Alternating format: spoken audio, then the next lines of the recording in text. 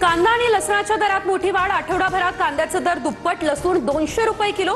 कांद्याचा दर 45 ते 50 रुपये प्रति किलोवर। सर्वसामान्यांच्या खिशावरती अतिरिक्त भार।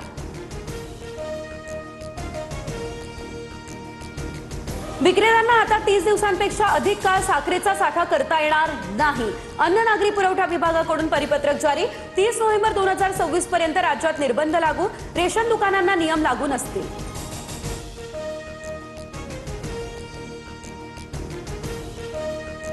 राज्यात साखरेची साठेबाजी रोखण्यासाठी आता झाडाझडती सुरू। सोलापूरच्या डीमार्टमध्ये पुरवठा अधिकाऱ्यांकडून तपासणी। छत्रपती संभाजीनगरमध्ये वॉलमार्टसह होलसेल दुकानं रडारवर।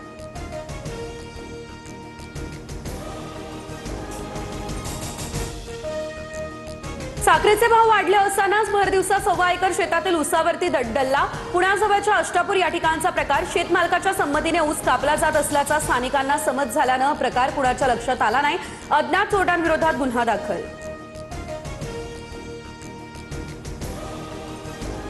लासलगाव रेल्वे स्थानकातून आता 840 टन कांद्याचा बफर स्टॉक दिल्लीला जाणार। 21 डब्यांची कांदा एक्सप्रेस आज दिल्लीला रवाना होईल। दिल्लीनंतर कोलकाता, गुवाहाटी, चेन्नई आणि कोचीला देखील कांदा पाठवला जाणार।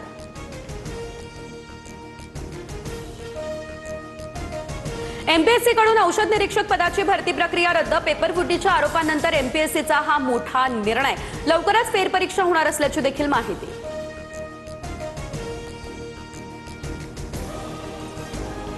मराठी सक्तीविरोधात अमराठी रिक्षा चालक कोर्टात। सरकारच्या निर्णयावरती स्थगिती देण्याच्या मागणीसाठी आता ही याचिका। आज सुनावणी तर कायदा योग्यच। कोर्टामध्ये भक्कम बाजू मांडू मंत्री सरनाईक यांची ही प्रतिक्रिया। कोल्हापुरात सतेज पाटील यांच्याकडून भाजप जिल्हाध्यक्ष राजवर्धन नाईक निंबाळकरांची भेट। गोकुळ दूध संघाच्या आगामी निवडणुकीच्या पार्श्वभूमीवर भेट। निवडणुकीत नवीन राजकीय समीकरणं जुळण्याची शक्यता।